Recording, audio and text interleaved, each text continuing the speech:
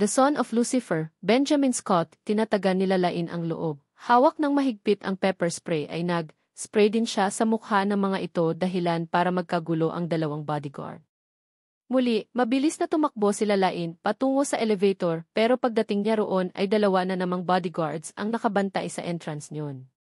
Tila ba maingat na pinagplanuhan ni Benjamin ang lahat ng iyon. Dahil hindi makadaan sila Lain sa elevator, sa fire exit siya kumaripas ng takbo. Kakaunti na lang din ang pepper spray niya at ang dalawa na huli niyang sprayan nito at hindi masyadong napinsala kaya naman kaagad din siyang hinabol ng mga ito. At bago pa tuluyang makapanaog sila Lain sa hagdan ay kaagad siyang nahawakan ng dalawang guard.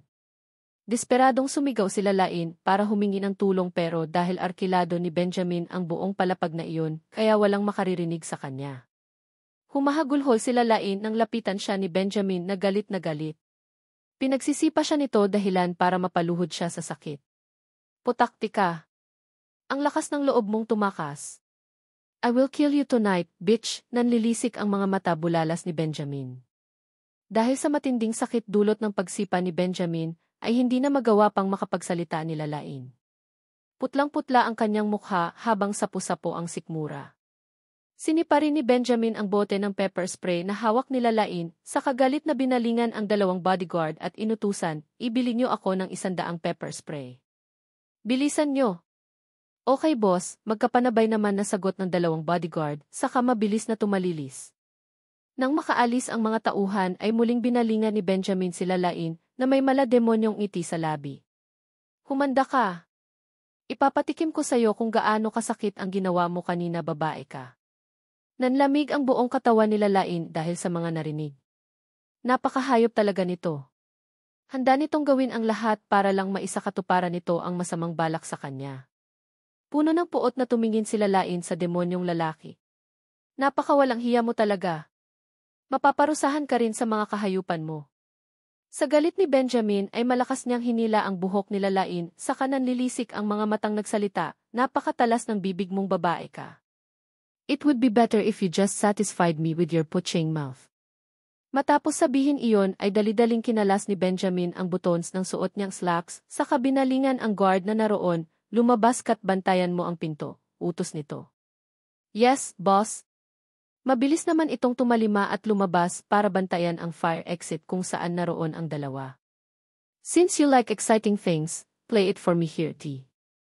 Nising aso na wika pa ni Benjamin sa kahinila pa tayo sila Lain at itinapat ang mukha nito sa kickis camera na nasa fire exit.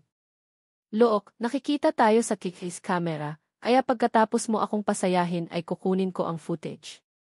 Malakas ang loob ni Benjamin na gawin ang kahit na anong gusto niya sa hotel dahil pagmamay-ari iyon ng kanyang uncle. At kapag napasakamay na niya ang footage, mapapasunod na niya sila Lain na parang isang maamong kuting. Pulang-pula naman ang mukha nila Lain dahil sa matinding galit sa lalaki. Nanlilisik ang mga mata niyang pinagmasdan si Benjamin na para bang gusto niya itong kainin ng buhay. Bitch, don't be stubborn anymore.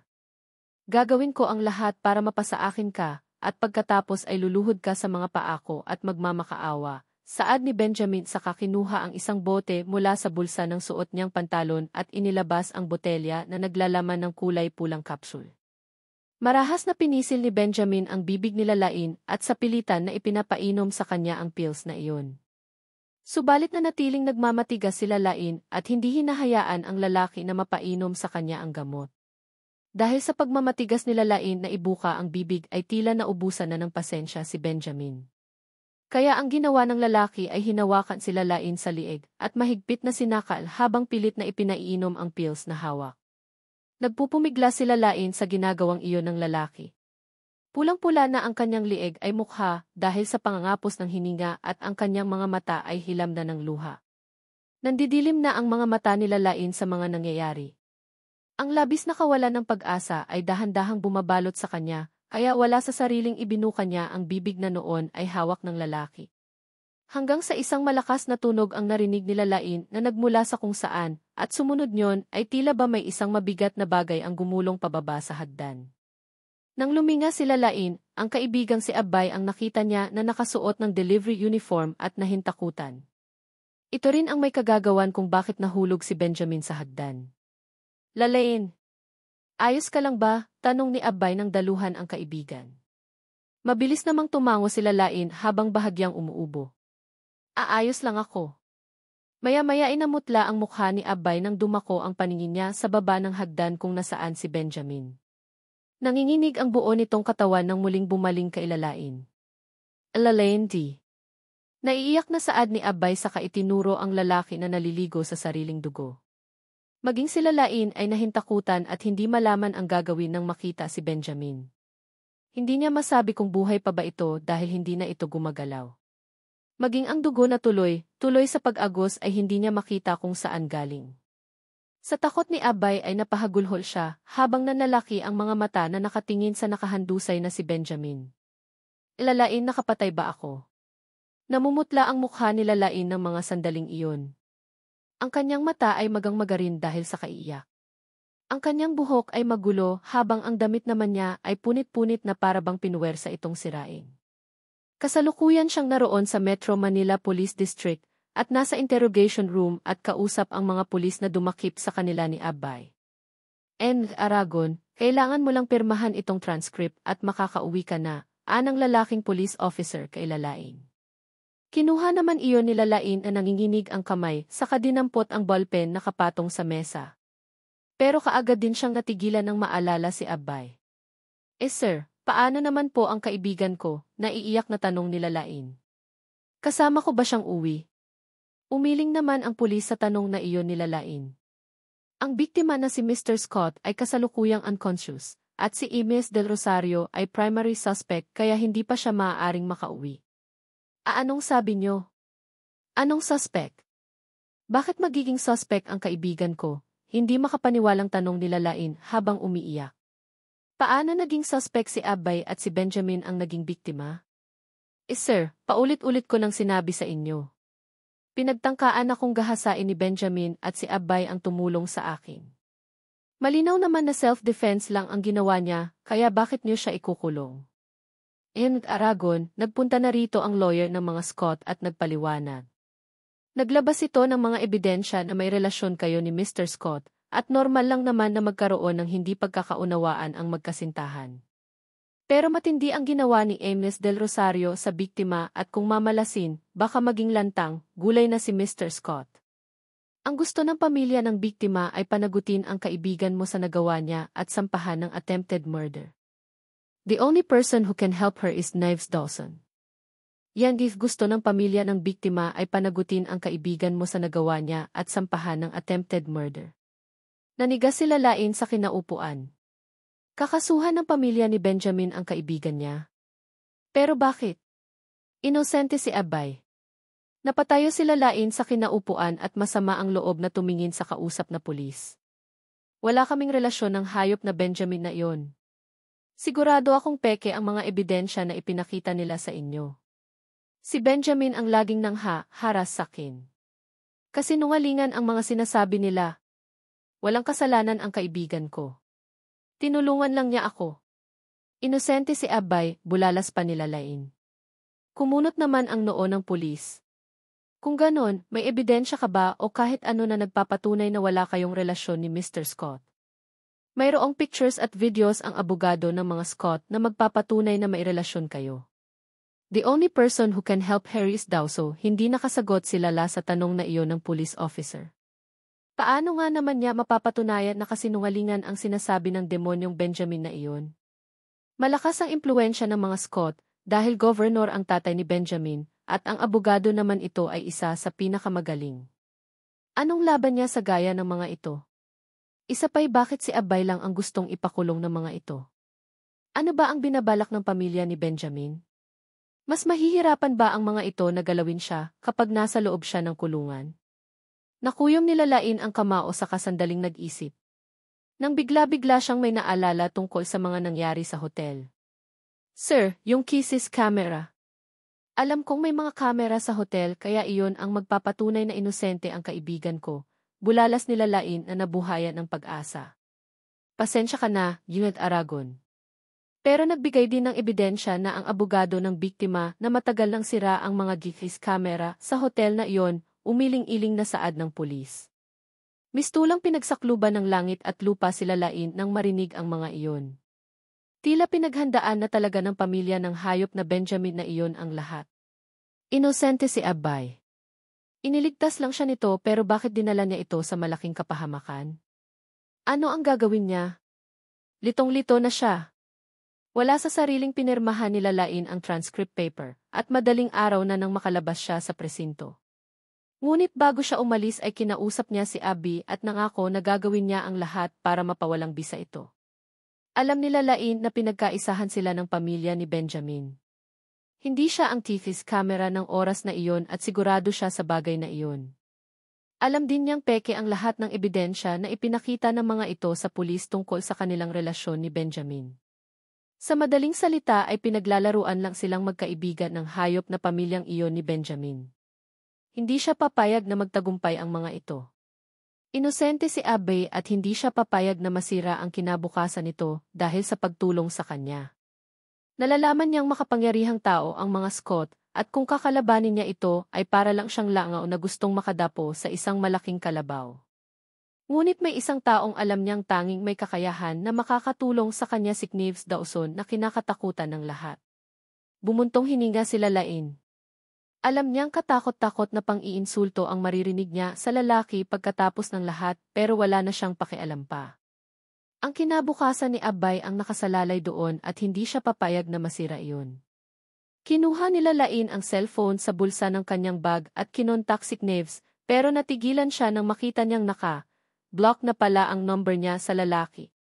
Malinaw pa sa kanyang alaala kung paano siya pagmasdan ni Knieves ng gabing nagpang-abot ito at si Elijah. Maging ang ekspresyon nito noong pumirma sila ng annulment sa korte. Malinaw na ipinakita nito sa kanya na ayaw na nitong magkaroon pa ng kaugnayan sa kanya. At maging ang compensation na inilagay nito sa annulment ay kabayaran para hindi na niya muling guluhin pa ito. Pero dahil hindi niya tinanggap ang pera ay nakablock na ang number niya rito. Malinaw pa sa tubig mineral na ayaw nang magkaroon pa ng kaugnayan ni Knieves sa kanya. Pero wala siyang pagpipilian ng mga oras na iyon kundi magmakaawa sa lalaki. Ang sekretary naman ni Knieves na si Mr. Miller ang tinawagan nila Lain. Kaagad naman itong sumagot kaya hindi na siya nagpaligoy-ligoy pa sa sadya. Hello, Yumela Lane? Mr. Miller, pwede ko bang malaman kung saan si Mr. Dawson? Tanong niya sa kabilang linya. I'm sorry, Yumela Lane. Di ko pwedeng sabihin kung nasaan siya, tugon naman ni Liam. Ganon ba? Pakisabi na lang kay Mr. Dawson na gusto ko siyang makausap, nila Lain. Okay, sasabihin ko bukas. Matapos mamatay at tawag at nagdesisyon na sila Lain na umuwi para magpahinga kahit sandali. Pagdating niya sa apartment ay napakatahimik ng katabi niyang bahay. Kung tama ang pagkakatanda niya, nasabi sa kanya ni Elijah na may business trip ito sa probinsya ng ilang araw. Sinubukan nila Lain na makatulog subalit paulit-ulit na pumapasok sa kanyang isip si Abay na nakakulong, kaya naman bumangon na lang siya at nag-isip ng dapat niyang gawain. Eksakto 4 ng madaling araw, nagpasya sila Lain na magpunta sa Dawson Residence para magbakasakali na makita ang lalaki. Suot ang maong na jacket at nakaupong naghihintay sila Lain sa labas ng Dawson Residence. Dahil malamig ang simoy ng hangin sa madaling araw ay nakayakap nila Lain ang sarili. Halos 2 oras din na naghintay sila Lain sa labas ng Dawson Residence sa paglabas ni Knieves. Hanggang sa pasado 7 na nang makita niyang lumabas ang sasakyan nito sa gate. Kaagad na tumayo sila Lain para lumapit sa sasakyan na papalabas sa gate. Subalit marahil sa tagal niyang nakaupo ay namanhid ang kanyang binti at nasubsob siya. Nakita naman ni Knieves ang nangyaring iyon kaya kunot-noo siyang napatingin sa kanyang sekretary na mabilis namang nagpaliwanag. Mr. Dawson, tumawag sa akin si Yumela Lain kagabi at sinabing gusto niya kayong makausap, pag-uulat ni Liam. What for? Tanong niya sa malamig na tono. Nagkaroon ng problema si Yumela Lain na may kinalaman sa Scott family, ani Liam na bahagyang ipinaliwanag ang sitwasyon sa boss. Mukhang gustong sampahan ng kasong attempted murder ang kaibigan ni Yumela Lain dahil naitulak nito si Mr. Benjamin Scott sa hagdan at kasalukuyang nasa unconscious stage. Ano po sa tingin niyo ang enough putol ni Knieves sa kanyang sekretary? Kailan pa kayo naging close ni Lain na maski kaibigan niya ay inaalala mo? Napahiya naman si Liam at kaagad na humingi ng paumanhin sa amo. I'm sorry, Mr. Dawson. Malamig pa sa yelo ang ekspresyon ni Knaves ng mga sandaling iyon matapos marinig ang sinabing iyon ng kanyang sekretary. This woman says she is determined to end the relationship with him. But Knaves, did she suddenly approach him again? Leon pala ay may kinasangkutan na naman itong gulo. Drive, malamig na utos ni Knaves sa kanyang driver, saka ibinaling ang tingin sa labas ng bintana. Hindi na kumibo pa si Liam at sinenyasan na lang ang driver na ipagpatuloy ang pagmanyoba ng sasakyan palabas ng gate. Samantala, nakasalampak naman sila Lain sa kalsada habang niyak na sinusundan ng tingin ang papalayong sasakyan. Hindi na siya nagulat pa sa inasal ni Knaves sa kanya. Alam niyang galit sa kanya si Knaves dahil sa huli nilang pag-uusap kaya hindi niya ito masisisi. Pero handa siyang gawin ang lahat para makalabas si Abbay sa kulungan. Kung kinakailangan na lumuhod siya ay gagawin niya para sa kaibigan. Kuyom-kuyom ang kamao, tumayo sila Lain at hindi ininda ang mga galos sa kanyang tuhod. Pumara siya ng taxi at sinundan ang papalayong sasakyan. She's willing to do anything for the sake of her friend. The interrogation room sa Manila Police District ay kasalukuyang ini-interview si Abbay ng mga investigador. Namumutla ang mukha ni Abby at ang kanyang labi ay tuyong-tuyo at namamalat. Na-detained na siya ng isang gabi sa presinto at paulit-ulit siyang kinakausap ng mga pulis tungkol sa mga nangyari. Hindi maintindihan ni Abbay ang lahat. Di ba't self-defense lang naman ang ginawa niya? Bakit kailangan niyang makulong sa kasalanang hindi niya naman sinasadya? Maya-maya pa'y pumasok sa interrogation room ang isang lalaki na naka-suit and tie. Good afternoon, Ignace Del Rosario. Ako nga pala ang abogado ni Benjamin Scott, pagpapakilala nito kay Abby sa bailahad ng kamay. Nag-aatubili namang inabot ni Abbay ang kamay ng abogado saka umiti ng pilit. Hello po, sir. Ganito, Ignace Del Rosario, ang aking kliyente na si Mr. Benjamin Scott, ay kasalukuyang unconscious pa rin at malabo pa ang pag-asa na magigising siya. Ang sabi ni chairman ay kausapin kita para maipaliwanag sa iyo ang sitwasyon. Hindi ko po yon sinasadya, sir. Maniwala po kayo na iiyak na wika ni Abbay sa abogado. Nakita ko lang po ang lalaking iyon na sinasaktan ang kaibigan ko, kaya dahil sa taranta ay naitulak ko siya at nabitiwan ang box na hawak ko. Di ko naman akalain na malalaglag siya sa hagdan. Umiiyak na paliwanag ni Abbay. Ignace Del Rosario, ayon sa aming investigasyon, si Mr. Benjamin Scott at Ms. Lain Aragon ay magkasintahan at ang nangyayari ng mga oras na iyon ay couples quarrel lang. Gustong malaman ni Chairman na nagawa mo ba ito dahil may personal kang galit sa biktima? Mabilis na umiling si Abbay dahil sa sinabi ng abogado. O wala po. Paano pong magkakaroon ako ng galit sa lalaking yon? Hindi ko naman po siya kilala ng personal, pagtanggi naman ni Abbay. Are you sure, Ignace Del Rosario? Nais ni Chairman na pag-isipan mong mabuti. Maliit man o malaking bagay ang rason mo, kailangan mo itong sabihin, pagpupumilit pa ng abogado kay Abbay. Makailang ulit na nabanggit ng kaharap niyang abogado ang pangalang Chairman, at walang idea si Abbay kung sino ang tinutukoy nito, kaya naguguluhan siyang nagtanong. Matanong ko lang po. Sino po ang chairman na tinutukoy niyo? Tanong ni Abbay sa kausap. Si Chairman Henry Scott ang tinutukoy ko na tiyuhin ni Mr. Benjamin Scott. Siya rin ang may-ari ng 5-star restaurant kung saan naganap ang insidente. Sa narinig ay tila tinamaan ng kidlat si Abbay dahil sa narinig. Namutla ang kanyang mukha at nanginginig ang buong katawan niya na para bang gulat na gulat sa nalaman. Ignace Del Rosario. Are you okay? Pagtawag naman ng abogado nang makita ang nangyayari sa kaharap.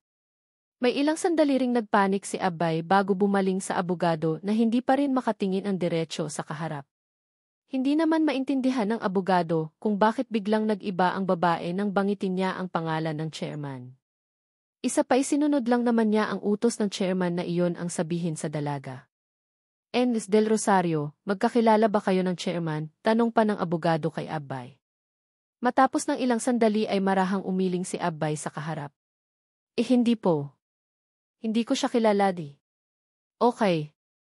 Basta kung may maalala ka di Ms. Del Rosario, pwede mo akong i-contact, anang abogado sa katumayo na. Sage Poti. Nang sumara ang pinto ay tuluyang nakaramdam ng panghihina si Abbay, at ang mga palad niya ay nagkasugat-sugat dulot ng pagbaon ng sarili niyang kuko.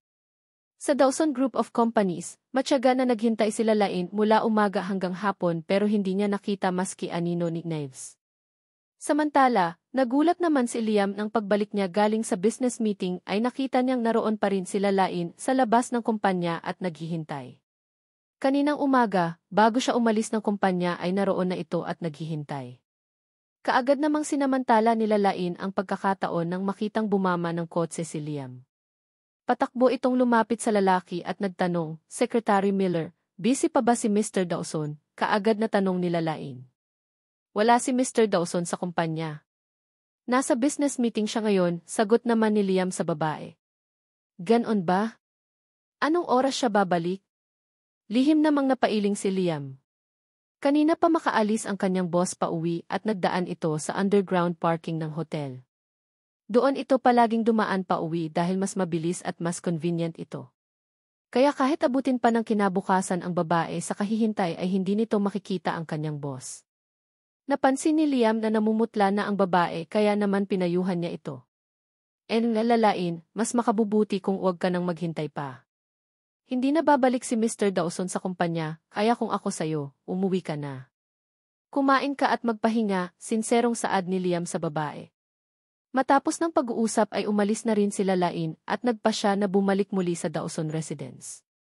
Wala siyang balak na magpahinga at kumain dahil naiisip pa lang niya si Abay na nasa loob ng kulungan ay binabagbag na siya ng matinding konsensya. Kasalanan niya ang lahat kaya handa siyang gawin ang kahit na ano makalaya lang ang kanyang kaibigan. Sumakay ng bus sila Lain at muling nagtungo sa Dawson residence. Matyaga siyang naghintay sa labas hanggang sa inabot siya ng alas 11 ng gabi. Meanwhile, dahil sa uminom si Knives ng wine, pagkatapos kumain ng dinner, ay nakaramdam siya ng pamimigat ng ulo. Nahalata naman ito ng kanyang driver dahilan para kaagad itong magtanong. Mr. Dawson, sa hotel ko po ba kayo dadalhin? Magalang na tanong nito. Dahil sa isang relocation area ang lugar, kung nasaan ang business meeting na malayo sa lungsod, natural lang na sa hotel magtutuloy si Knives para magpahinga. Yee. Mahinang sagot niya habang nakapikit ang mga mata at nakasandal ang ulo. Sa buong biyahe ay nakapikit lang si Knives pero hindi siya makatulog. Hanggang sa maya-maya pa nga ay huminto na ang kotse niya sa isang 5-star hotel. Nagmanyobra ang kanyang driver papunta sa parking lot at nang binuksan na nito ang pinto at tila ba may kung anong bumulong kay Knives na umuwi sa Dawson residence. Let's go straight to Dawson residence, utos niya sa kanyang driver na mabilis naman nitong sinunod.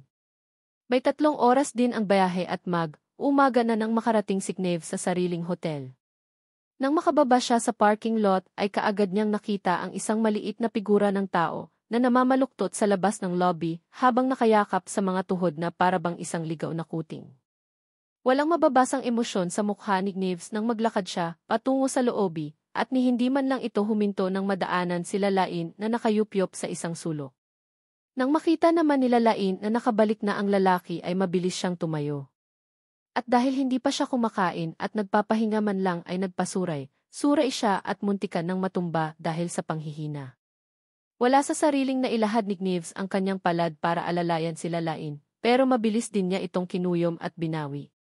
Mabuti na lang ay mabilis na nakahawak sila Lain sa pader at doon humugot ng lakas. Nilakasan nila Lain ang loob at mahinang tinawag ang lalaki na noon ay naglalakad na palayo. Mr. Knives Dawson D. I will do everything T. Mr. Knives Dawson D. Namumula at namamaga ang mga mata nila Lain nang tumingin sa lalaki na parabang isang kuting na inapi. Subalit na natiling matigas si Knives, hindi niya pinansin ang babae at basta na lang nilampasan ng blanko ang ekspresyon sa mukha. Natigilan sila Lain pero kinapalan na lang niya ang mukha at sumunod sa lalaki. Nang bumukas ang elevator nauna pa sila Lain na pumasok sa loob dahil baka pagsarhan siya ng lalaki kapag nahuli siya.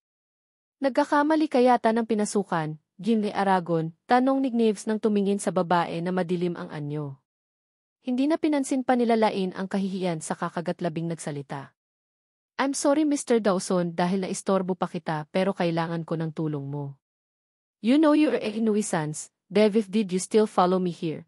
Galit na tanong mo Knives na hindi man lang nagpakita ng maski kaunting awa para sa kaharap. Get out! Nakuyong nila Lain ang mga kamao na halos bumaon na ang kanyang kuko sa kanyang palad.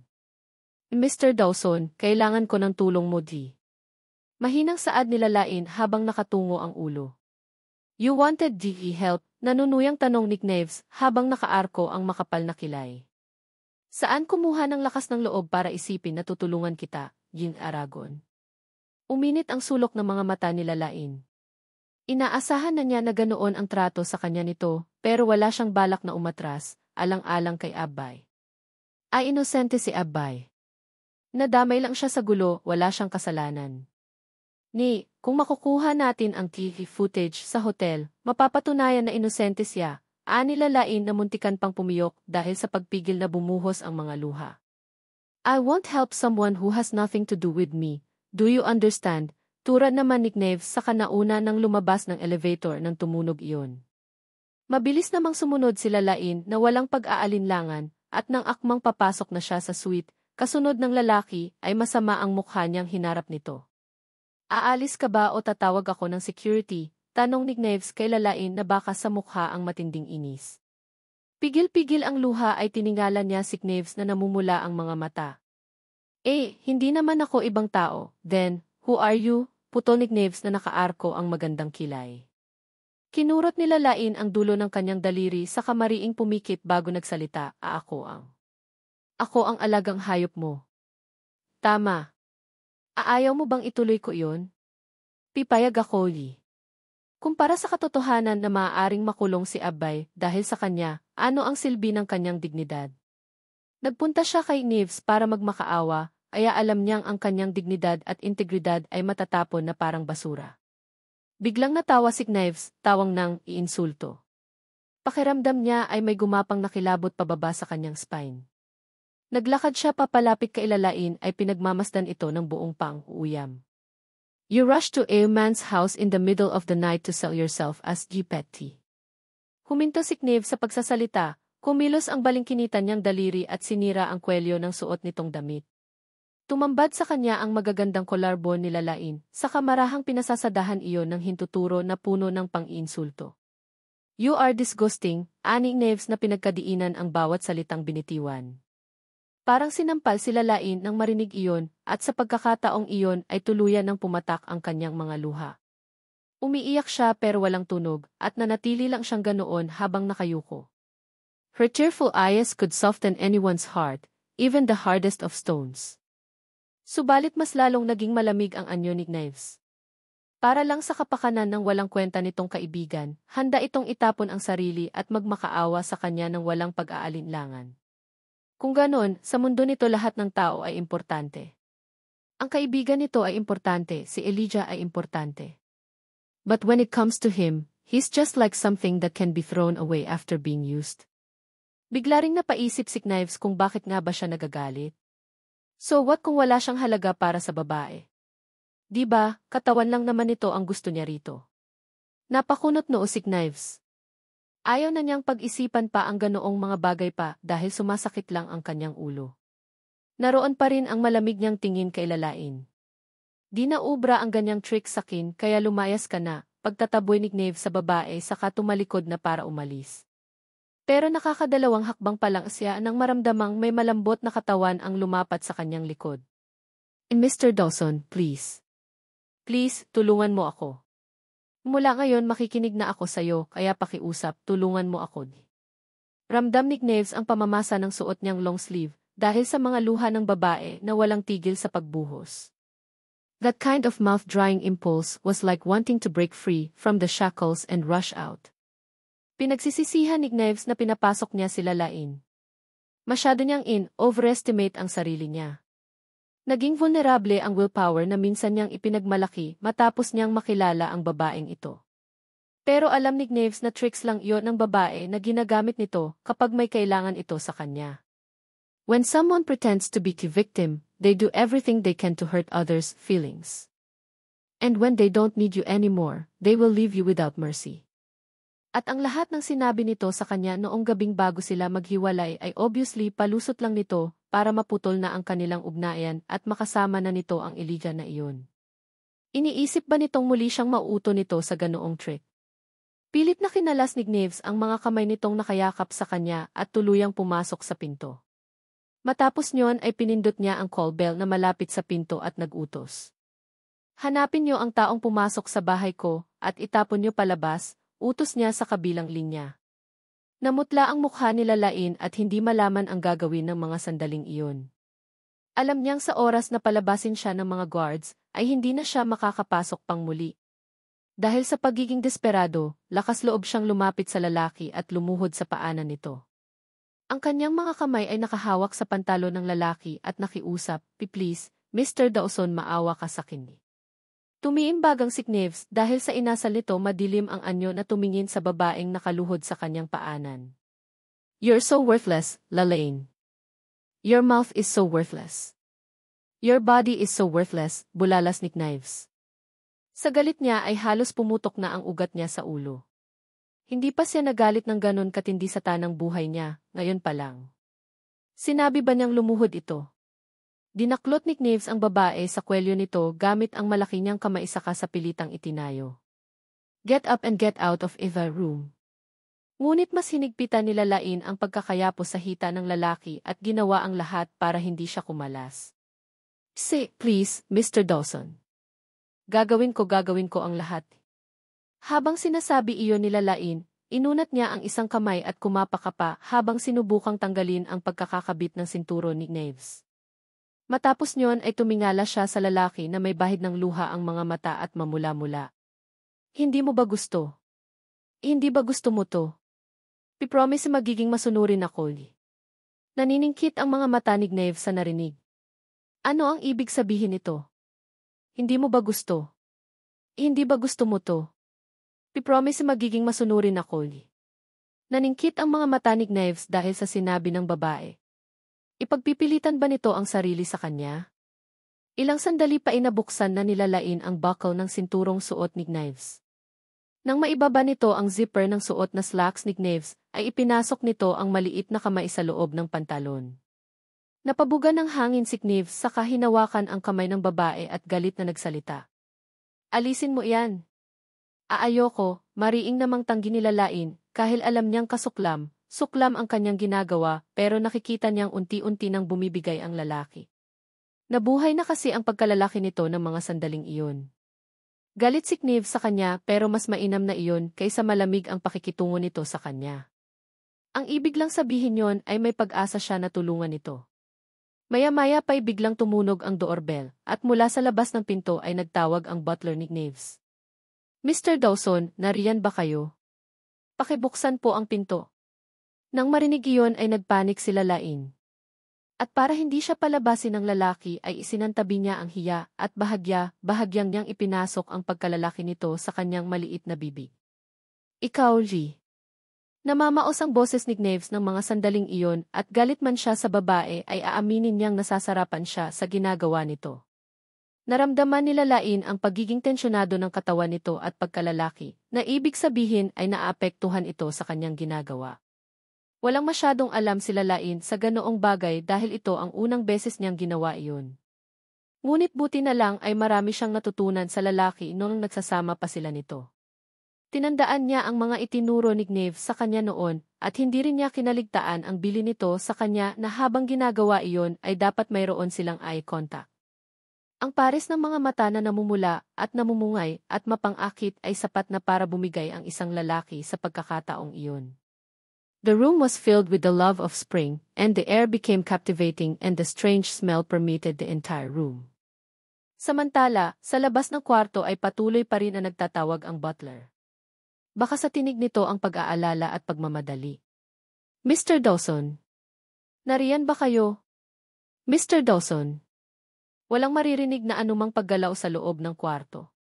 Ang dalawang tao sa loob niyon ay nakikipagkompetensya sa isa't isa. Ang isa ay ginagawa ang lahat para pasayahin ito, at ang isa naman ay nanatili pa ring lumalaban at matigas ang ulo. Yumuko si Knives para tumingin sa babae na ngayon ay nakaluhod sa kanyang paanan at ginagawa ang lahat para ma-please siya. "Ginawa mo ang lahat para iwan ako, tapos ngayon ipinapahiya mo ang sarili mo sa akin. This is really what you want?" nakangising tanong ni Knives. Nanigas ang katawan ni Lalain dahil sa sinabing iyon ng lalaki pero iniyuko lang niya ang kanyang ulo at ipinagpatuloy ang ginagawa. Tensyonado naman ang buong katawan ni Knives, at ayaw man niya, kontrolado na siya ng babae na tipong hindi na niya kaya pang magalit rito. Kanina pa nakabitin sa ere ang kanyang kamay at hindi na niya kaya pang tipunin ang lakas para itulak ito. At nang sa wakas ay tuluyan na siyang bumigay sa mapangahas na kilos nilalain, lumingon siya sa nakasarang pinto at nagsalita, "Di na kailangan. Makakaalis ka na," utos niya sa kanyang butler. Nakahinga naman ng maluwang sila Lain at bahagyan niyang binagalan ang kanyang pagkilos. Hindi na niya kailangan pang makipagtunggali para sa buhay niya tulad ng mga sandaling iyon. Sa galit ni Knives ay lihim siyang natawa para sa kanyang sarili. Ang paraan kung paano siya talikuran ng babae noon pagkatapos siyang i-take advantage nito ay hindi pa rin nagbago, hindi mahalaga kahit nasa bingit ng bangin. Tumiimbagang si Knives, hinawakan niya ang likod ng ulo ni Lain at pilit itiningala ang ulo nito. "Tumingin ka sa akin ni." Mariing utos niya. Bagahagya namang nahihirapan si Lain sa ginaga pero hindi naman siya distracted sa ginagawa. Isa pa, hindi pa ito pumapayag na tulungan siya. Ang tanging magagawa lang niya ay pasayahin ito sa paraang gusto nito at mapapayag ito pagkatapos. Nakita naman ni Knives ang bagay na iyon, alam niya ang gustong mangyari ng Lain. Kaya ngayon ay parurusahan niya ang babae sa paraang hindi na ito magiging komportable pa. He will remind Lain of everything, even the smell of his semen. Hanggang sa matapos na ang nakakaliyong sandali na iyon. Naging malata ang katawan ni Lain at basta na lang siya nag-collapse sa paanan ng lalaki. Ang maliit na mukha na halos kasing laki lang palad, ang mapula nitong labi, ang magulo nitong buhok at pananamit ay napakagandang pagmasdan para kay Knives. Nagdilim ang kanyang mga paningin at saka hinila ang babae papasok sa banyo. Tila naman nakalutang si Lain ng mga sandaling iyon dahil sa pagod at kawalan ng pahinga. Kaya naman nang sumampa siya sa bathtub at nakatingin lang siya sa kawalan at hinayaan ang lalaki na paliguan siya. Samantala, para kay Knives ay imposible na mapaglabanan pa niya ang sariling pagnanasa para sa babaeng kaharap. Pero base sa itsura nito, baka hindi nito kakayanin ang gusto niyang mangyari ng sandaling iyon. Sa loob lang ng ilang araw, naging matulis na ang baba nito dahil sa kapayatan. Naging mas manipis na rin ang katawan nito at mas magaan kaysa dati. When he took her to the bathroom, she also looked weak and unwell. Hindi kayang kontrolin ni Knives ang sarili niya ng mga sandaling iyon, at natatakot siyang baka mapatay niya pa ito sa kama kapag ipinikit niya ang gusto. Bumuntong hininga siya sa kapumihit para lumabas na, pero isang maliit na kamay ang pumigil sa kanya at humawak sa lailayan ng kanyang long sleeve. Kaagad niyang nilingon ito dahilan para magtama ang kanilang mga paningin. Pinagmasdan siya ni Lain na masa ang mga mata at paos ang boses. Wag kang umalis." Umahon ang galit sa dibdib ni Knives sa babae dahil sa sinabi nito. "Gusto mo bang makita ang itsura mo sa salamin?" Malamig niyang tanong. "Para kang sirang manika. Ano pa ang magagawa mo?" Kaya kong gawin." Pagpupumilit ni Lain. Nakaidlip na siya ng mahigit 10 minuto at bahagya ng gising ang kanyang diwa. Niyakap ni Lain ang baywang ng lalaki ay ikinuskos ang kanyang mukha na para bang maamong pusa. "Kaya kong gawin kahit ilang beses pa ang gusto mo di." Habang sinasabi iyon ni Lain ay mas lalong sumidhi ang galit na lumulukob ni Knives sa kanyang dibdib. Pakiramdam niya, habang nagmamakaawa ito sa kanya para tulungan ang iba ay sobrang nakakairita. Sa galit ni Knives ay tinapik niya ang kamay nitong nakapulupot sa kanyang baywang at malamig na nagsalita. "Don't like playing dirty games, T." Natigilan naman sila Lain. Matapos niyang ma-realized ang nangyayari ay nakaramdam siyang paninikip ng kanyang dibdib. Para sa mga mata ito, wala siyang kahihiyan. Nang makita na muling aalis si Knives ay mabilis siyang tumayo at wala siyang choice kundi habulin ito at yakapin habang nakasandal ang noo sa dibdib nito. Iyon ang unang bagay na gumawa siya ng nakakahiya. Nahihiya siya para sa sarili habang tumutulo ang kanyang mga luha. Ngunit patuloy pa rin siya kakapit at hindi bumibigay. "You ask for this tea." Ani Knives na tuluyan nang nagpadala sa bugso ng kanyang damdamin. Hinila niya ito sa kamapusok na hinalikan. "When did's promise to help you?" Kinabukasan, tinawagan ni Knives ang kanyang sekretary at nag-utos. "Contact Chairman Scott and connect the call to me," wika niya sa kabilang linya. Ilang sandali pa'y tumunog ang kanyang cellphone at naulinigan niya ang isang kalmado at eleganteng boses ng lalaki. Mr. Dawson, what can I do for you? Uncle Henry, mas maliit na bagay sana akong gustong ihingi ng pabor sa'yo. Kalmado rin niyang turan sa kabilang linya. Si Henry Scott ay isang 33 years old na matanda lang ng 3 taon kay Knives Dawson. Bagaman mababaw ang samahan ng dalawang pamilya, mayroon namang matibay sa koneksyon ng mga ito pagdating sa business world. That's why Knives politely calls him Uncle. Okay, magsalita ka, tugon ni Chairman Scott. Hindi naman nagpaligoy-ligoy pa si Knives sa kanyang sadya at direktang sinabi na, sa tingin ko, mayroong misunderstanding sa kaso ng pamangkin mo. Gusto ko sanang maintindihan ng malinaw. Misunderstanding, wika ni Chairman Scott na tila na sorpresa sa narinig. Mr. Dawson, hindi mo pa yata nabalitaan na nakoma ang pamangkin ko.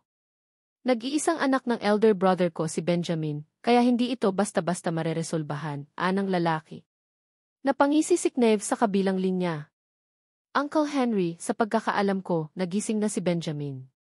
Di kaya maling tao ang tinutukoy mo. Ani Knives na maihalong sarkasmo ang tinig, hindi naman nakaramdam ng hiya si Henry Scott kahit pa nabuking na siya ng kausap.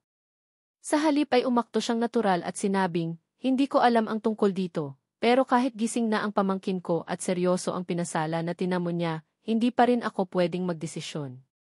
I need to talk to my elder brother first regarding this matter, anito sa kabilang linya. May katotohanan ang sinabing iyon ni Henry Scott. Bagaman hindi masyadong nakikihalubilo si Knives sa taong ito, alam niyang masyado itong tuso. Nang muntikan ng mabankrupt ang business Scott family, si Henry Scott ang namahala sa negosyo ng buong angkan at nagsalba sa papalubog ng kumpanya. Ang daddy ni Benjamin ay tila isa lang tuta ng nakababatang kapatid nito. At ang tunay na may kapangyarihan sa Scott family ay walang iba kundi si Henry Scott. Gayunpaman, si Henry Scott ay isang taong walang puso at wala itong pakialam sa nakatatanda nitong kapatid na ama ni Benjamin. Likewise for his family, who know nothing else but to eat and waste money on vices, luxury and women. At marahil kaya ito kumakapit sa paksang iyon tungkol sa kaso ng sariling pamangkin ay dahil may iba itong layunin. Uncle Henry, may deal ako sayo. Interesado ka na? Tanong ni Knives.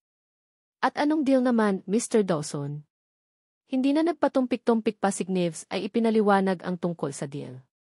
If you're interested in a cultural and sports park in the southern residential area, we can cooperate. The Cultural and Sports Park is an important project of the Municipal Investment Company. And their plan is to make it a landmark of Luzon and build the Empyrean Tower there. Bakas naman ang excitement sa tinig ni Henry Scott nang magsalita dahil bahagya itong tumaas. Mr. Dawson, sigurado ka bang gusto mong may kahati sa proyektong ito? Yes, of course. But have conditions.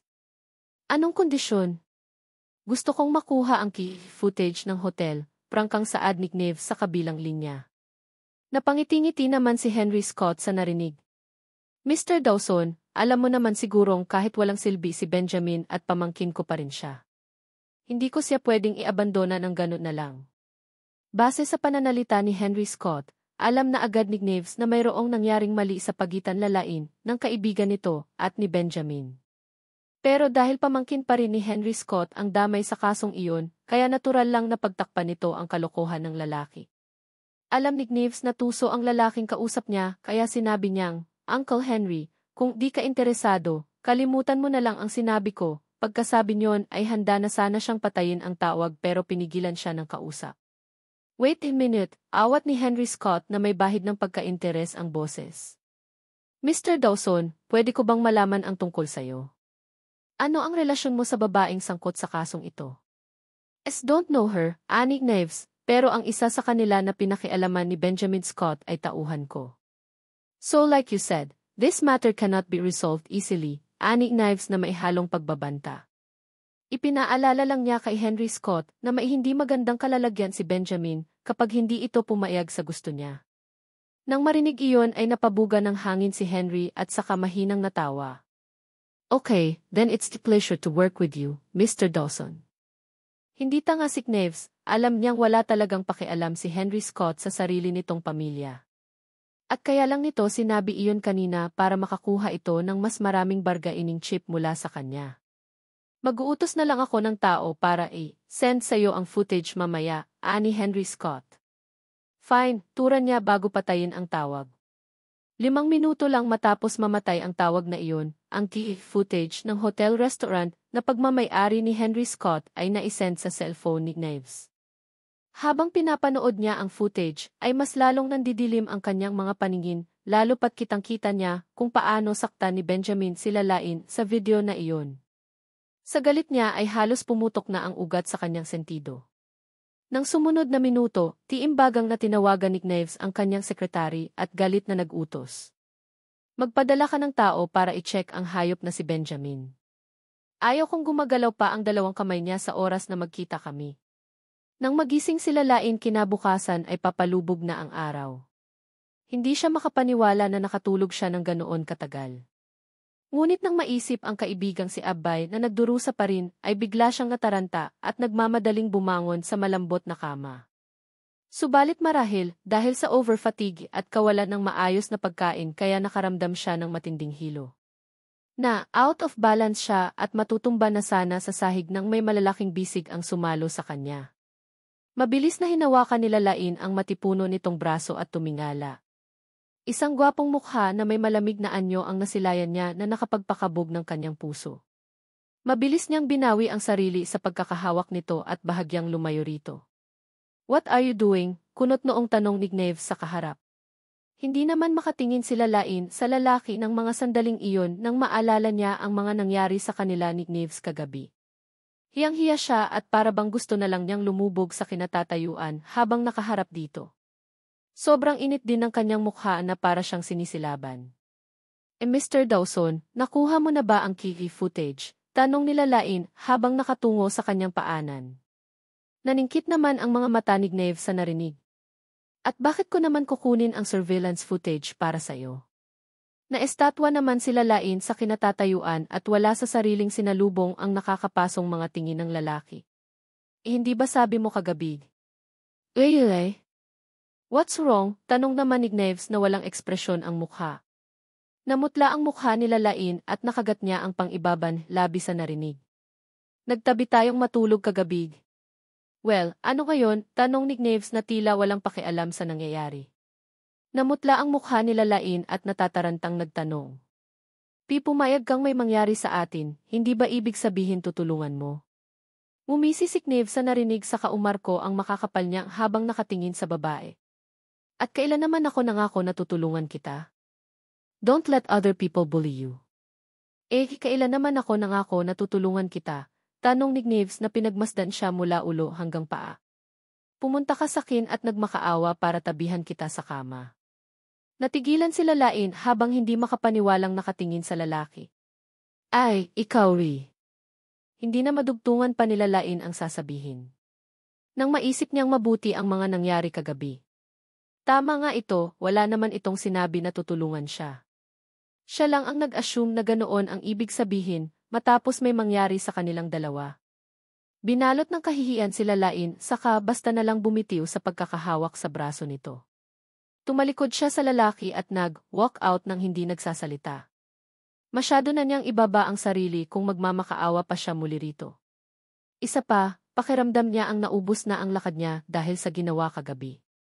Hindi pa nakakalayo si Lalain ay nahinto ito nang hawakan siya sa pulsuhan ni Lalain at kunot noong nagtanong, saan ka pupunta?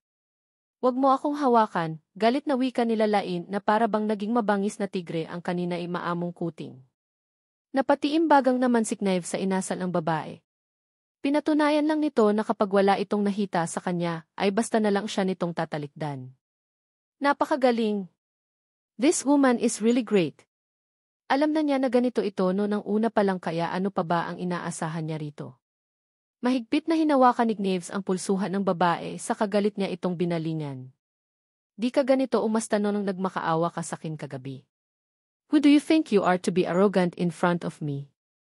Wala nang balak pang makinig si Lalain sa mga pang-iinsulto ni Knives sa kanya. Malaking pagkakamali na lumapit pa siya sa lalaki no nang una pa lang. Nakalimutan niyang wala pala siyang kwenta sa puso nito. Hindi kumain sila lain ng halos 2 araw, kaya wala na siyang natitira pang lakas sa katawan. Isa pa, masyado siyang napagod kagabi kaya pakiramdam niya, maging ang pagsasalita ay nakakaubos ng kanyang enerhiya. Nabitin sa ere ang mga paningin nila Lain at baka sa magandang mukha ang panghihina. Sorry pero pwede bang pakawalan mo ako? Pipakiusap, wag mo akong hawakan. Naiinis na rin siya sa kanyang sarili ng mga sandaling iyon. Hindi niya alam kung bakit paulit-ulit na lang siyang minamalas sa kanyang buhay. Sa galit ni Gneves ay naiinsulto siyang natawa sa babae. Lumapit ka sa akin para humingi ng tulong, pero bakit pakiramdam mo ay aping-api ka pa rin? You want to be a saint after selling yourself. You know, you're funny. Mariin na nakatikom ang bibig nila Lain at bakas ang katigasan ng ulo. Wala na rin siyang intensyon pa ng magsalita ng mga oras na iyon. Umangat ang gilid ng labi ni Gneves sa kasarkastikong nagsalita. You can't stand a little bit of talk. You're not a big person but you have a big temper. If you have that kind of ability, don't let other people bully you. Ang mga salitang iyon ay tila patalim na tumusok sa puso nila Lain. Gusto niyang umiyak pero wala na siyang mailuha pa na para bang natuyo na iyon. Kay kasalan ko ba kung bakit ako laging ginaganito ng mga taong tulad niyo, madamdaming wika nila Lain sa basag na tinig. Ang dating yon ay para bang tinatanong mismo nila Lain ang kanyang sarili dahil sa mga nangyayaring kamalasan sa buhay niya. Nang makita ang itsurang iyon nila Lain, ay sandaling natigilan si Gneves at wala sa sariling naniluwagan ang pagkakahawak sa pulsuhan nito. Samantala, alam nila Lain ang sagot sa tanong niyang iyon. Ang lahat ng masasamang nangyayari sa kanyang buhay ay dahil wala siyang kahit anong mayroon na maipagmamalaki. Wala siyang matatawag na pamilya, wala siyang kakampi. Masyado rin siyang mahina para labanan ang malalaking tao sa lipunan na tumatapak sa pagkatao niya. Sa mundong ibabaw, ang tulad niyang mahina ang tinatapak-tapakan lang ng mga matataas na tao sa lipunan. Naiintindihan nila Lain ang lahat. Alam niyang sa ganoon umiikot ang mundo. Pero hindi pa rin niya maiwasang makaramdam ng disappointment sa mundo. Sinubukan nila Lain na bawiin ang kamay niya sa lalaki pero hinawakan nito iyon ng mahigpit. Please, hindi na natuloy pa nila Lain ang sasabihin dahil biglang lumapat ang malambot na labi ni Gneves sa kanya sa kahinila papalapit sa mga bisig nito. Noong unay bahagyang mabigat ang paraan nito ng paghalik pero sa katagalan ay naging masuyo iyon. Hindi inaasahan nila Lain ang halik na iyon pero dahil wala na siyang lakas pa para manlaban sumandal na lang siya rito at hinayaan ito sa ginagawa. Ilang segundo rin nang matapos ang halik na iyon ay napalitan ng pamumula ang maputlang pisngi nila Lain. Ang kanyang mga binti ay parang nanghihina, kaya ang tanging nagawa lang niya ay kumapit sa lalaki para hindi siya matumba. Sa mga mata naman ni Gneves ay nagmistulan itong paslit na kasisimula pa lang matutong maglakad at siya ang gabay nito para hindi matumba.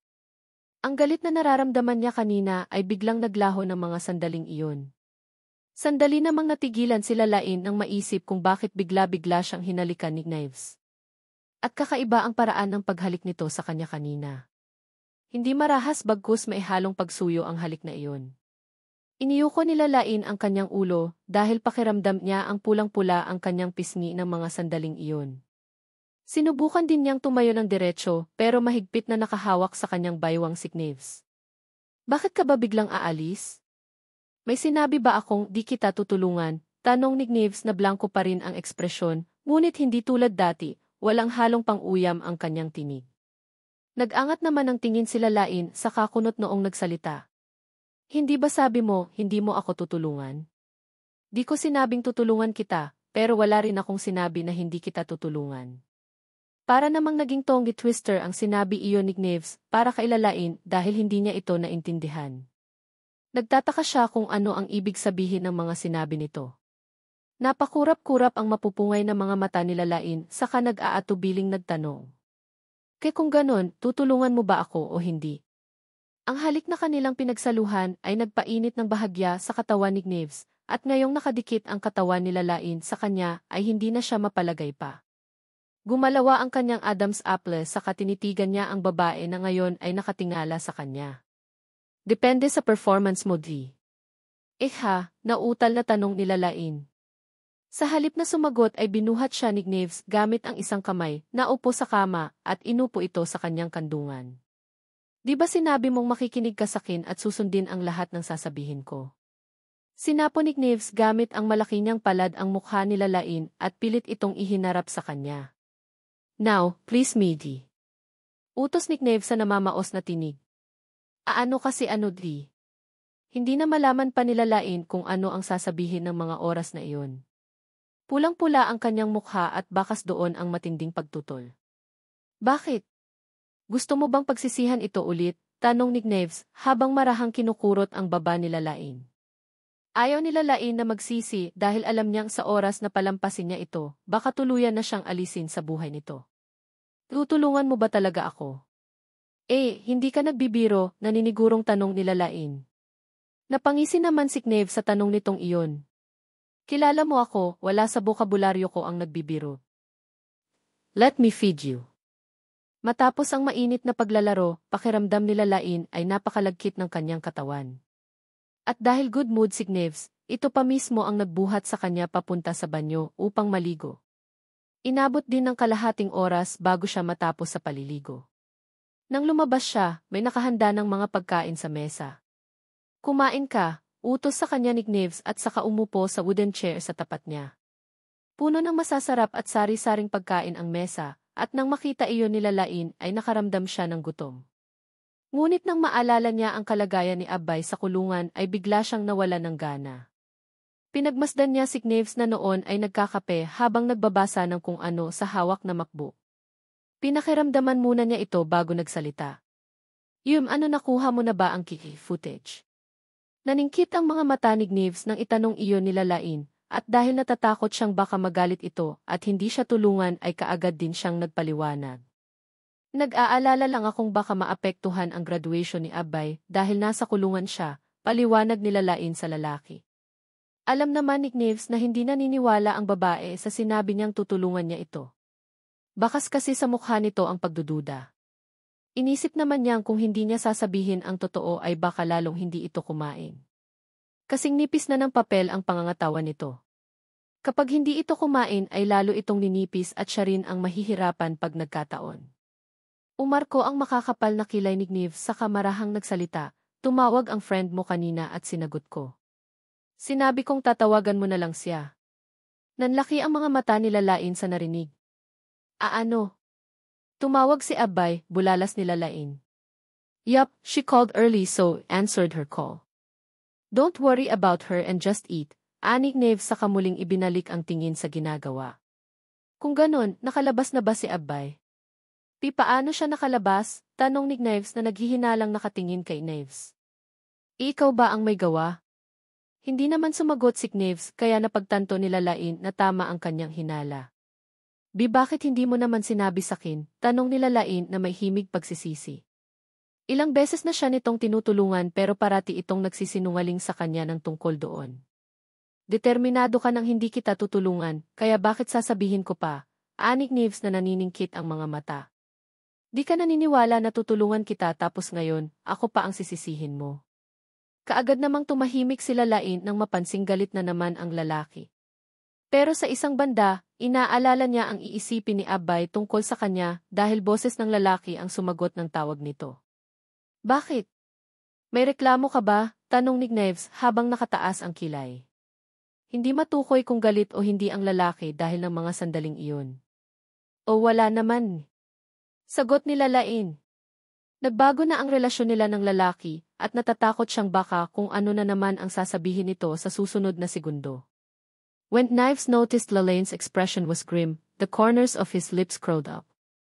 He didn't tell her that he had accidentally pressed her friend's call.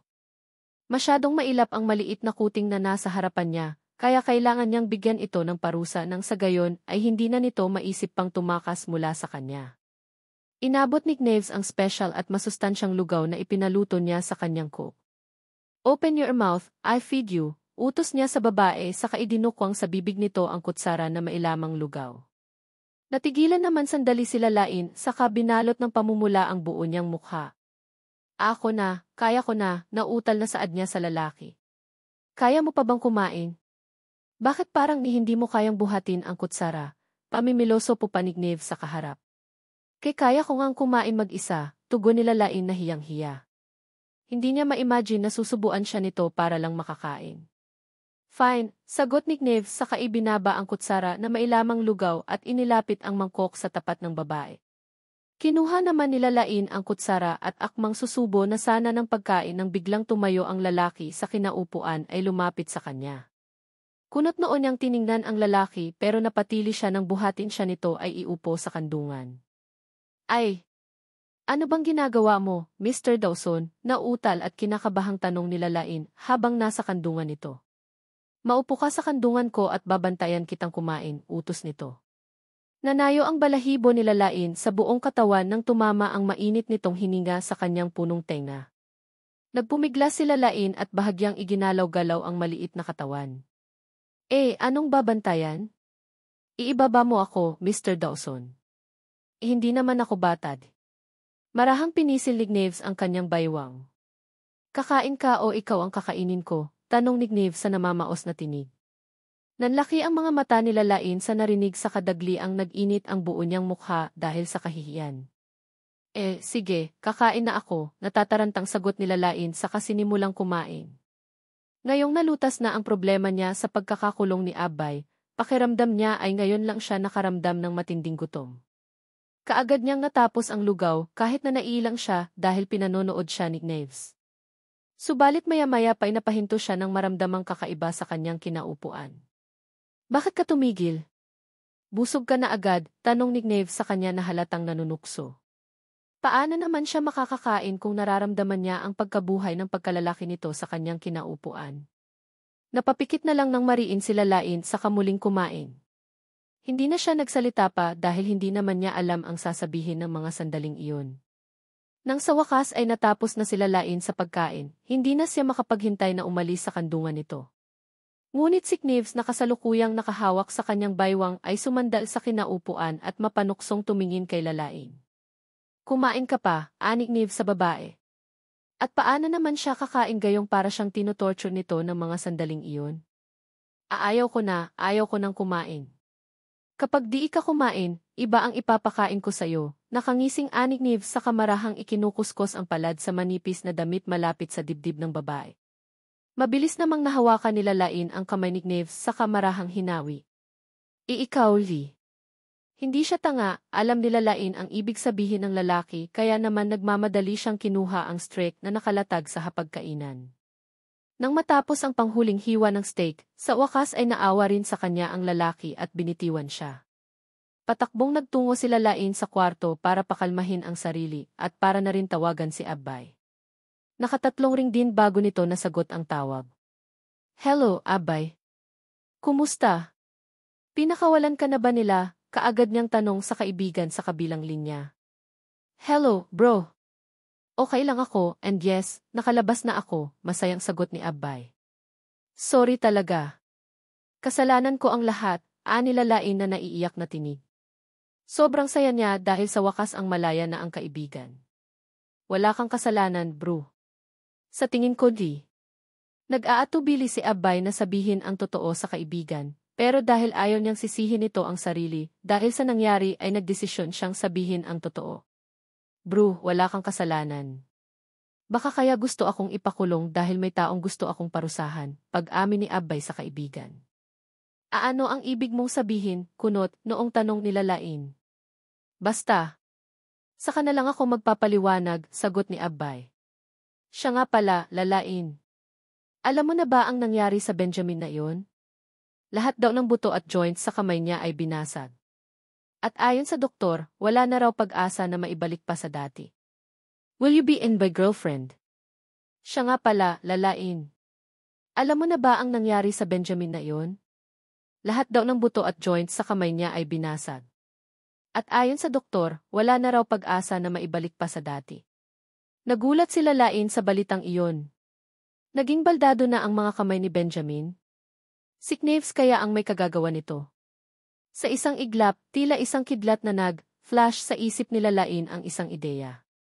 Ginawa kaya ni Knaves ang bagay na iyon para ibunton kay Benjamin ang galit sa kanya? Ngunit mabilis ding napailing sila Lain. Hindi ganoon si Knaves. Kilala niya ito. Alam niyang ayaw nitong hinahawakan ang bagay na pagmamay-ari nito. Ang ginawa nito kay Benjamin ay isang babala. Lalo pat para kay Neves, minarkahan na siya nito. Isa siyang bagay na pagmamay-ari nito, isang laruan. Bro, tanong ko lang. Yung lalaki kaninang may hawak ng phone mo, boyfriend mo ba siya? Maya-maya pa'y tanong ni Abbay sa kabilang linya. Ha? Boyfriend? Sinong boyfriend? Pagmamaang-maangan nilalain kay Abbay. Hindi ko siya boyfriend. Kliyente ko siya. Naiwan ko kasi ang cellphone ko noong tumawag ka kaya siya ang sumagot, pagsisinungaling pa nilalain. Hindi niya pwedeng sabihin kay Abbay na kakaibang relasyon ang mayroon sila ni Neves dahil nakakahiya iyon. Akala ko pa naman may boyfriend ka na, ani Abbay na tila ng hihinayang. Pag may boyfriend na ako, ikaw ang unang makakaalam, ani lalain sa kabilang linya. Promise yan, ha? Promise. Nang matapos ang tawag ay napakagat, labi sila lain saka tumalikod para sana lumabas, subalit namutla siya nang makita niyang nakatayo si Neves sa hamba ng pinto. Malamig ang anyo nito habang magka-cruise ang mga braso sa dibdib. Gusto mong magka-boyfriend? Kaswal na tanong ni Neves kay lalain. Nahigit nilalain ang kanyang hininga dahil sa takot na nararamdaman. Hindi naman, bago pa tuluyang matapos nilalain ang sinasabi ay humakbang papalapit sa kanya si Neves. Pinisil ang kanyang baba ng balingkinitan nitong mga darili. Balak mo pa bang kumuha ng ibang employer nang hindi sinasabi sakin? Tanong nitong walang kasinlamig ang tingin. Kumabog ang dibdib nilalain dahil sa galit na nakikita sa mukha ni Neves, kaya mabilis siyang nagpaliwanag, hindi sa ganoon. Hindi ko lang alam kung paano ipapaliwanag sa kanya ang sitwasyon natin. Lumambot naman ang ekspresyon ni Neves nang marinig iyon at saka binitiwan ang baba nito. You better not. Dahil ayaw nang galitin pa nilalain ang lalaki at pilit siyang umiti at sinabing, huwag kang mag-alala. Makakaasa ka na habang nasa relasyon tayo malinis ako. Nilalain na nanginginig ang talukap ng mga mata at naninikip ang dibdib. Habang sinasabi iyon nilalain para ma-pleased ang kanyang sponsor, pakiramdam niya ay napakababa ng halaga ng kanyang sarili. Relasyon? Ano ba ang relasyon natin? Bigmang tanong ni Neves. Natigilan si lalain at namutla ang mukha. Wala siyang idea kung bakit tinatanong nito iyon. Gusto ba nitong ipaalala sa kanya kung ano ang papel niya sa buhay nito at paulit-ulit na sirain ang natitira niyang self-esteem? Nakagat nilalain ang pang-ibabang labi bago nagsalita. Partner sa kama. Madilim pa rin ang tingin ni Neves at walang mababasang emosyon sa mga mata. Sa palagay ni lalain ay nakontento na ito sa sagot niyang iyon dahil alam niyang iyon naman ang gusto nitong marinig. Nagbaba ng tingin si lalain. Hindi pa ako naliligo, kaya mauna na ako, paalam niya sa lalaki subalit bago pa siya makahakbang ay hinawakan siya ni Neves sa pulsuhan. Matamang tumingin sa kanya si Neves at saka nagtanong. Parang di ka satisfied sa pagiging bed partners natin. Could it be you want to be my girlfriend? Halos lumuwa ang mga mata ni lalain sa narinig at iniisip niya kung hallucinations lang niya ang narinig. Ano ba ang ibig nitong sabihin? Nang hindi sumagot si lalain ay mas lalong inilapit ni Neves ang sarili sa babae at saka ipinako ang tingin sa mukha nito. Sagutin mo ako. Gusto mo bang maging girlfriend ko? Ngayon, sigurado na si lalain na hindi siya naghahalusinate. Napatingin siya sa kamay nitong nakahawak sa kanya at ramdam niya ang panlalamig nito. Hanggang ngayon, wala pa rin ba itong tuwalya sa kanya? Ibinaling ni lalain ang paningin sa kung saan saka sumagot, hindi. Hindi naman iyon ang ibig kong sabihin kanina. Ayaw mo? O ayaw mo lang pag-isipan? Muling tanong ni Neves na mas inapit pa ang sarili sa babae. Sa sobrang lapit ni lalain ay nasasamyo na nilalain ang panlalaking amoy nito na nagpabilis lalo sa tibok ng kanyang puso. Hindi. Hindi talaga di. Nautal na tugon ni lalain sa kabahagyang umatras palayo sa lalaki. Naningkit ang mga mata ni Neves na para bang hindi nito nagustuhan ang mga narinig. I want to hear the truth. Masyadong naguguluhan si lalain at hindi niya mawari kung bakit paulit-ulit nitong tinatanong ang bagay na iyon. Maya-maya pa'y tumingala siya sa lalaki ay sumagot. Bibata pa naman ako kaya normal lang sakin na humanap ng normal na relasyon. You still want to be in love? Tanong ni Neves na sa pandinig ni lalain ay maihalong panunuya. Nagtaas ng tingin si lalain sa lalaki. Bakit? Hindi ko na pwedeng pag-isipan ang bagay na yon. Nagtagpo ang mata ng dalawa at para bang lihim na nagtatagisan ng tingin ang mga ito. Subalit matapos ang ilang segundo ay si Gnaves na rin ang bumasag sa katahimikan. Umangat ang kamay ni Gnaves sa kamarahang pinisil ang baba nito. Maging mabait ka lang at masunurin, kaya kong ibigay sa iyo ang lahat. House, car, status, and money, whatever you want.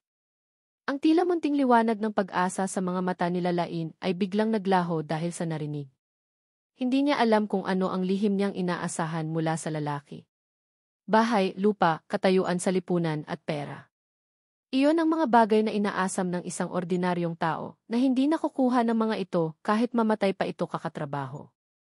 Pero siya, madali niyang makukuha ang mga bagay na iyon sa simpleng pagbuka lang ng mga hita. Napakadali. Mukhang ekstravagante, pero ang totoo ay iyon ang karaniwang paraan ng mga mayayaman para makuha ang isang cheap na bagay. Para sa kanila, ang oras ay pera.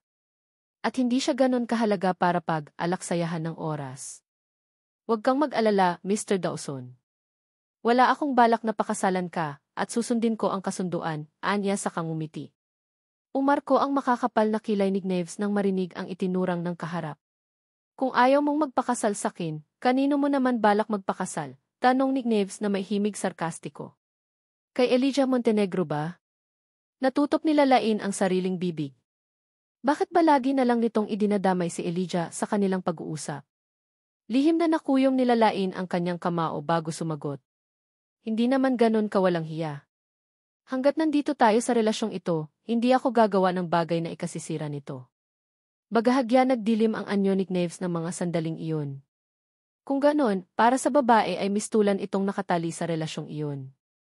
Nang hindi na sumagot pa si Gnaves ay tumalikod na si Lalain, ay ipinagpatuloy ang pagpunta sa banyo. Ngunit bago pa siya tuluyang makarating sa pakay ay isang braso ang pumulupot sa kanyang baywang at nabitin sa ere ang kanyang paghakbang. Ano bang ginagawa mo, Mr. Dawson? Tanong ni Lalain, kasabay ng matinding pagkabog ng didibdib. Sabay na tayong maligo, bulong ni Gnaves sa punong tenga niya na may namamaos na tinig. She has to fight for herself. Kinabukasan, pagpasok ni Lalain sa Debonair, isang masamang balita ang naulinigan ni Lalain mula sa kanyang mga katrabaho. Nabalitaan mo na ba? Biglang demote si Ms. Divine bilang directress, Annie Rose. Really? Bakit daw? Tanong naman ni Emma. I don't know. But they say, because she did something wrong at work, tugon muli ni Rose sa kausap. I see. You said the way, nabasa mo ba yung message sa group chat? Bawal na raw isang makikipagkita sa mga kliyente mga empleyado ng Debonair. Whether you are male or female, two people are needed to deal with the client, especially if it is outside the company, pagbabalita ni Emma. Alam mo tingin ko, simula nang mag-take over ang Dawson Group sa Debonair, mas nagkaroon sila ng pakialam sa mga empleyado. Mas naging concerned din sila personal safety natin, segundo naman ni Rose. Dapat naman talaga. May customer din akong muntik na akong hipuan. Napakabastos, anang Emmy habang nakasimangot. True. Nakita mo ba ang listahan ng mga banned customer sa internet? Manyakis pala ang Chief Executive Officer ng Chocolate Haven Company. Kailan lang may lumabas ding issue tungkol sa food sanitation ng kumpanya. Lahat ng stores nila ay ipinasara at ngayon pinagbabayad pa sila ng multa, dagdag pa ni Rose. Naniniwala na talaga ako na may karma. Kita mo, kinakarma na ang mga hayop sa mga kademonyohang ginagawa nila, wika ni Gnaves may bahid ng galit. Natigilan naman sila Lain nang marinig ang mga ito. Marahil ang mga dokumento na ipinadala sa headquarters para mapawalang bisa ang kaso ni Abe at si Gnaves din ang may gawa. Pero bakit? Hindi ba't alagang hayop lang ang tingin niya rito? Nagkaroon tuloy siya ng ilusyon na baka may pakialam din sa kanya ang lalaki. Ngunit maya-maya rin ay inalis ni Lalain ang imahinasyon niyang iyon. Hindi dapat siya masyadong nag-iisip ng ganoon. Si Gnaves ay boss pan rin niya, kaya natural lang na magpanukala ito ng ganoong utos dahil concern ito sa mga empleyado nito at hindi lang dahil sa kanya. Ang Chief Executive Officer ng Chocolate Haven Company na pinag-uusapan ng kanyang mga katrabaho ang tumulong kay Benjamin para lokohin ang kanilang kliyente na dapat ay kikitain niya ng araw na iyon. Hindi siya nakakaramdam ng kahit anong simpatya para kay Benjamin dahil para sa kanya ay dapat lang sa dito ang nangyari. Pero si Agnes Divine ay napakaraming naitulong sa kanya. Kaya para kay Lalain, hindi dapat ito ang sisihin sa nangyaring insidente. Pinarurusahan lang ito dahil ito ang kanyang superior at siyang nag-utos na makipagkita sa kanilang kliyente. Walang kasalanan si Agnes Divine, kaya kakausapin niya si Knaves na bawiin ang ibinigay nitong parusa. Matatapos na ang oras ng trabaho nang makatanggap si Lalain ang tawag mula kay Troy. Hello, Lane.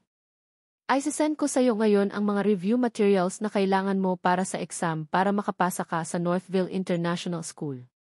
Tingnan mo na lang, masayang pagbabalita ni Troy sa kabilang linya. Hindi pinipili ng SC Clare University ang mga mag-aaral na ipinapadala nila sa Northville International School base lang sa pagsigno. Kundi, mayroong ilang exams at reviews ang kailangan nilang maipasa para sa matanggap sa programang iyon. Nag-check si Lalain ng kanyang balance. Mayroon pa siyang 26,000 pesos sa kanyang bangko. At ang pera na kailangan pa niyang ibalik kay Knaves ay 400,000 pesos. Ang perang idineposit niya sa rehabilitation center kung nasaan si Luke ay sasapat na lang para sa 2 buwan. Ang pera na naipon niya galing sa kanyang mga sidelines ay sapat na para mabayaran ang expenses ni Luke sa nursing home. Ngunit ang pagkakautang niya kay Knaves ay hindi niya mababayaran. Ngat hindi siya sinisingil ni Knaves tungkol sa pagkakautang niyang iyon, pero hindi porket wala itong binabanggit ay hindi na niya ito babayaran. Alam niyang hanggat napapaligayan niya si Knaves ay makakakuha siya ng pera, pero ayaw niya ng bagay na iyon. Isang araw, alam niyang mapapagod at magsasawa rin sa kanya si Knaves, at kung mangyayari iyon ay gusto niyang may dignidad siya at wala siyang atraso sa lalaki. Kapag nangyari iyon, kailangan niya ng magandang trabaho para masuportan ang pangangailangan ni Luke at ng kanyang sarili. At ang paraan para magawa ang bagay na iyon ay kailangan niyang pagbutihin at pagyamanin ang kanyang pag-aaral. Nang sa gayon ay makahanap siya ng magandang trabaho sa lalong madaling panahon.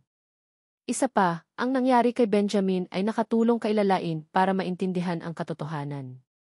Kapag mahina siya, lahat ay kayang kontrolin ang kanyang buhay at kamatayan. Kaya hindi niya i-give up ang oportunidad para pagyamanin ang kanyang pag-aaral. Kahit papaano ay mayroon pa rin siyang kaunting pag-asa na natitira sa kanyang puso. Paano kung magsawa kaagad sa kanya si Knaves? Kailangan niyang maghanda ng maaga at mag-aral ng mabuti. Pero alam niyang hindi ito magugustuhan ni Knaves. Sa oras na malaman nito iyon, hindi lang sa hindi ito papayag, kundi sisirain din nito ang chance niya para mabago ang kanyang kinabukasan. Kaya kailangan niyang lumaban para sa kanyang sarili. Nang makalabas sa trabaho, dumaan muna si Lalain sa Shulmart Mall. Gusto niyang bilhan si Knaves ng regalo dahil napakalaki ng naitulong nito sa kanya simula pa noong at talagang nagpapasalamat siya sa lalaki ng husto. Pero sa kasamaang palad, short siya sa pera at wala pa siyang makita na nababagay sa lalaki kahit kanina pa siya nag-ikot sa loob ng mall. Habang naglalakad-lakad sa mall at nagtitingin-tingin, nahagip ng paningin ni Lalain ang isang bagay na naka-display sa counter. Kaagad niyang binili iyon at saka dumiretso na ng uwi sa kanyang apartment. Hindi niya alam kung nakalimutan ba ni Knaves na sabihin, pero wala itong sinabi na umuwi siya sa Dawson Residence, kaya doon siya dumiretso sa kanyang apartment. Isa pa, gusto niya ang iisa sa kanyang apartment dahil pakiramdam niya ay malaya siya. 7:00 ng gabi, nakatanggap ng tawag si Lalain mula kay Knaves. Where are you? Pababa pa lang sana ng sasakyan si Knaves nang maalalang panoorin ang surveillance camera sa Dawson Residence. Sumama ang kanyang mukha nang makitang wala pa roon si Lalain na dapat ay kanina pa nakauwi. Nandito ako sa apartment, sagot ni Lalain sa kabilang linya. Sinabi ko bang diyan ka tumuloy, tanong pa ni Knaves na may halong inis. Kailangan pa ba niyang sabihin na sa Dawson Residence na ito uuwi? O may hinihintay lang ito sa apartment kaya doon nito gustong umuwi? Hindi mo naman sinabi na diyan ako umuwi pagdadahilan naman ni Lalain. Namayani ang sandaling katahimikan hanggang si Lalain na ang unang nagsalita. Nagluto ako. Gusto mong pumunta at kumain, mahinang tanong ni Lalain. Muling namayani ang katahimikan, pero matapos ang ilang sandali ay tumugon ang lalaki. Ay sasal. Kung ganon, hihintayin kita, tura naman ni Lalain na hindi maitago ang kasiyahang nararamdaman sa dibdib. Nagtaka naman si Kneves nang marinig ang masayang boses nila Lain at pansamantalang natigilan. Fine, anya sa kabilang linya. Matapos mamatay ang tawag ay wala sa sariling napangiti si Kneves habang nakatingin sa kanyang cellphone. Sa Everall Estate Apartment tayo dumiretso, utos niya sa kanyang driver. 7:30 ng gabi nang makarating si Kneves sa apartment. Kaagad niyang pinindot ang door lock ng pinto, subalit sumama ang kanyang mukha ng mag-error iyon. Kaya naman wala siyang nagawa kundi pindutin na lang ang doorbell. Mabilis naman na bumukas ang pinto at sumilay ang masayang mukha nila Lain. Nandito ka na pala, nakangiting bungad nila Lain, ngunit nagtaka sila Lain nang sulyapan lang siya ni Kneves at hindi nagsalita. Nagtuloy-tuloy lang ito ng pasok na masama ang mukha sa hindi niya malamang dahilan.